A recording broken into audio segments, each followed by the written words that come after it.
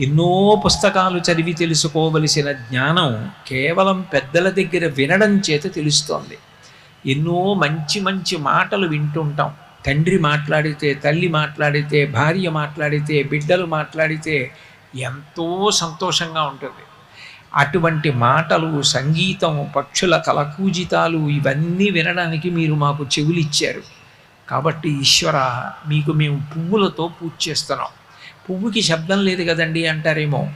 పువ్వులో ఉన్న తేనె కొరకు మాత్రమే భ్రమరములు ఝంకారం చేస్తూ పువ్వు దగ్గరికి వస్తాయి. కాబట్టి పువ్వులకు శబ్దములు ఉన్నట్టే లెక్క. ఇప్పుడు ఈ దండని తెచ్చుకోలేదు, కానీ ఈ దండ నా మెళ్ళో వేశారు, ఇప్పుడు ఇది నా దండ అయిపోయింది.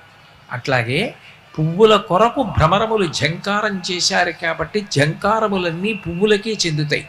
పువ్వులకు శబ్దములున్నాయి, మాకు శబ్దములు వినడానికి చెవులిచ్చారు ఈశ్వర. అందుకని మీకు